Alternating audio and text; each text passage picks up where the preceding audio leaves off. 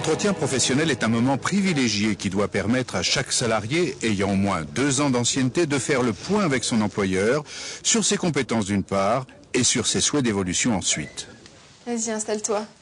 En fait, je venais te voir pour qu'on parle de formation, si tu veux bien. Oui, tu as déjà la date de ton entretien professionnel fixée Non, avec ton elle responsable? nous a dit qu'elle allait nous donner ça très rapidement. Donc tu vas découvrir en avant-première l'outil. Cool. Donc en fait, l'idée c'est de se voir une fois par an avec son responsable pour parler de son projet professionnel. Donc c'est en plus de l'entretien d'appréciation que tu connais déjà. Tu vas déterminer ce que tu souhaites faire. Est-ce que tu souhaites rester vendeur? Parce qu'aujourd'hui tu es vendeur à l'image son. Est-ce que tu souhaites changer de département? Est-ce que tu souhaites évoluer et devenir manager?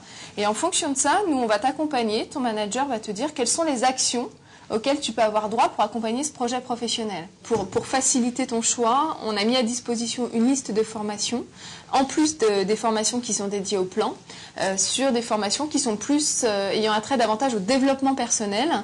C'est un peu là que je voulais en venir en fait, parce que l'anglais m'intéresserait. J'ai arrêté l'anglais en classe de 3e, donc on ne peut pas dire que j'ai des bases solides. Et il m'arrive parfois de parler anglais avec nos clients et je ne te cache pas que c'est un peu cafouillant. Donc ça m'arrangerait bien si je pouvais développer cet axe-là. D'accord. Tu penses que ça paraît possible? Effectivement, ça fait partie des formations qui sont ouvertes dans le cadre du droit individuel à la formation. Ce sont des formations un peu novatrices parce que en e-learning, donc tu vas le faire à la fois par internet et par téléphone. Et donc tu as un nombre d'heures dévolues, donc 14 heures par téléphone et 14 heures sur internet, ce qui fait un total de 28 heures dédiées à l'anglais. Ça vient en plus de la formation habituelle, ça ne m'ouvre pas mes formations.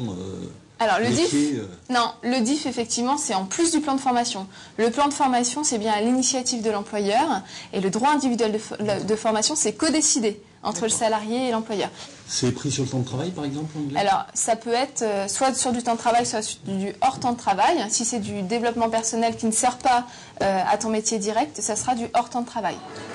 L'entretien professionnel est différent de l'entretien annuel d'évaluation qui, lui, est centré sur le résultat.